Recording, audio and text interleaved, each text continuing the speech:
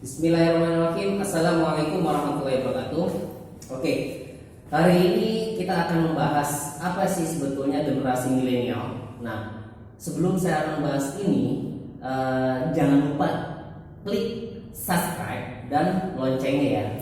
Karena di channel SMK Bistek ini kita nanti akan masuk ke dalam generasi ini. Nah, kalau kita melihat kondisi saat ini, banyak sekali anak zaman sekarang itu adalah anak generasi milenial ya guys. Nah, kalau kita melihat, saya punya data di sini. Yuk kita kenalan coba sih generasi milenial di Indonesia ini. Oke, kita melihat di tahun sekarang, di tahun 2020 guys. Oke, teman-teman mungkin membayangkan hanya ada 34% penduduk Indonesia itu merupakan kelompok milenial. Apakah termasuk Anda? Oke, baik. Kalau kita melihat kelompok milenial akan terus mendominasi hingga tahun 2035. Bayangkan guys. Nah, coba Anda udah usia berapa di situ? Kalau di tahun 2035. Nah, sekarang kita melihat lagi. Di sini memang kalau kita melihat ada 9 perilaku milenial Indonesia. Nah, yang pertama, kalau kita melihat di sini kecanduan internet. Apakah termasuk Anda kecanduan internet? Pengguna internet di Indonesia didominasi milenial. Rata-rata mengkonsumsi internet lebih dari 7 jam sehari.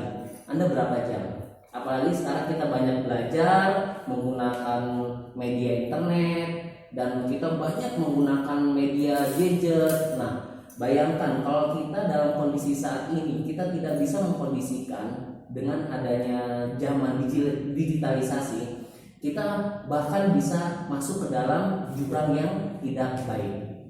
Oke, yang kedua, mudah berpaling ke lain hati. Nih guys, teman-teman, kalau misalnya kita lihat mudah berpaling ke lain hati, ya sama halnya mungkin seperti teman-teman semua sedang jatuh cinta, terus kemudian dengan saat yang seperti itu bosen. Nah, bosen ini. Jadi yang tadinya asik, ibaratnya asik bermain game, terus kemudian bosen. Nah, tingkat loyalitas milenial itu sangat rendah. Karena apa? Musiman. Banyak yang sekarang terjadi kebosanan. Nah, kalau kita melihat sekarang belakangan ini, kita melihat, coba kita melihat yang saat ini di belakang ini, generasi milenial ini menjadi topik yang sangat dibicarakan di kalangan masyarakat.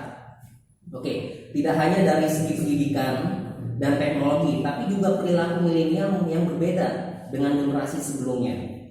Milenial atau sering disebut generasi Y adalah sekelompok orang yang lahir setengah generasi X. Mereka lahir pada kisaran tahun 1980 hingga 2000-an. Nah, berarti Anda ini termasuk generasi yang seperti apa? Yang Y atau yang X?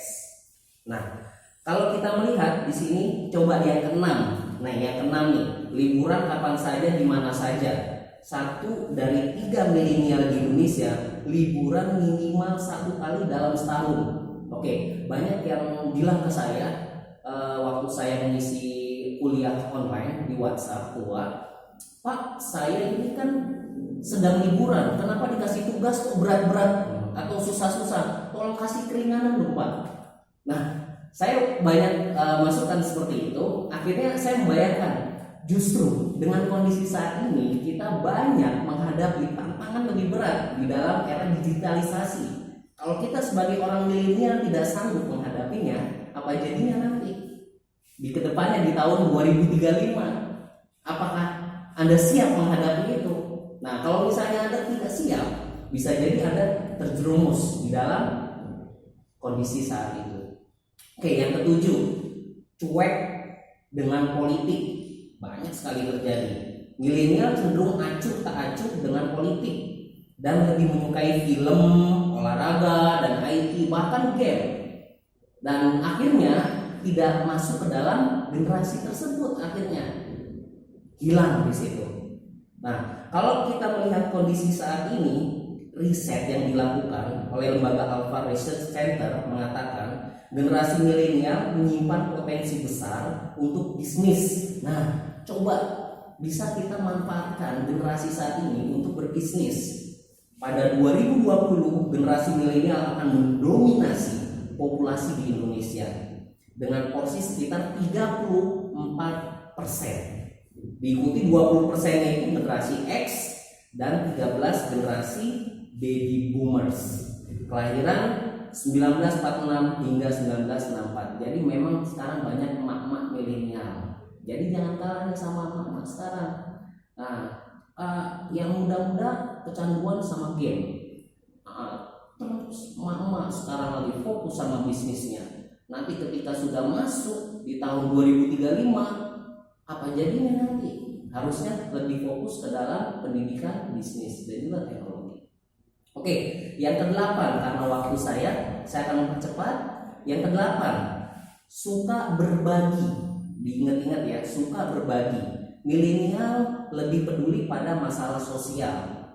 Nah, senang berbagi dan memiliki solidaritas tinggi. Itulah milenial sekarang. Oke guys, teman-teman, kalau milenial kita pahami, mungkin kita menjadi milenial yang bermanfaat buat banyak orang di luar sana. Karena apa? Suka berbagi itu di dalam kondisi saat ini malah lebih baik, bagus sekali. Apalagi dalam kondisi COVID-19 banyak sekali orang yang terkena dampaknya. Nah, kita berbagi dalam bentuk apa? Mengasih semangat, mensupport. Bahkan kita bisa menjadi orang yang terdepan. Jadi bukan garda terdepan hanya orang kesehatan saja, justru kita yang terdepan. Oke guys, yang kesembilan, yang terakhir, ini perlu dipahami. Yang kesembilan, tidak harus memiliki. Jadi tidak harus memiliki untuk apa? Bagi milenial sekarang, akses lebih penting dari kepemilikan. Maksudnya apa? Gini guys, kalau kita misalnya menjadi seorang yang siap menghadapi tantangan milenial ini, kita memang gak harus memiliki, tapi kita bisa berbagi. Dalam arti kita bisa berbagi dengan kondisi saat ini, apa yang kita bisa berikan, kita bisa berikan. Jadi kita gak harus memiliki. Apa yang kita punya, orang membutuhkan, kita berikan. Nah, kalau kita melihat kondisi sekarang, memang perilaku pertama generasi milenial di Indonesia itu sangat kecanduan internet. Nah, kalau internet aja kita bisa menggunakan, kita bisa bantu teman-teman kita untuk mendapatkan informasi atau manfaat yang terbaik buat kita semua. Dalam sehari-hari, rata-rata generasi milenial memang bisa menggunakan internet dengan durasi lebih dari 7 jam. Ingat, 7 jam. Nah, gunakan sebaik-baik mungkin buat belajar, buat main game silahkan, tapi jangan terlalu lama karena akan membahayakan otak kita juga, ya. Dan rentang usia tertentu, ini yang kedua nih ya, loyalitas generasi milenial tergolong rendah. Kenapa? Saat ada produk yang lebih bagus, generasi milenial dengan mudah akan berpaling. Yaitu sama halnya seperti teman-teman suka yang ini, bosan buang. Jadi habis manis pas dibuang, itu tidak baik. Nah, yang kesembilan ini ya guys, yang kesembilan, kalau kita melihat dari yang kesembilan ini, ibarat kata kita harus memahaminya. Nah, ini saya kasih tambahan sedikit buat teman-teman yang di rumah. Oke, tadi saya belum yang ketiga ya. Oke, yang ketiga itu memang 59% milenial dompet tipis, bukan tak punya uang, itu maksudnya.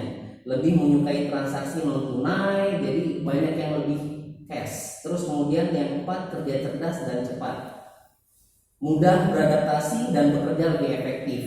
Yang kelima, bisa apa saja, terbiasa multitasking dan mampu melakukan 2-3 pekerjaan sekaligus. Oke, baik, itu aja mungkin dari saya.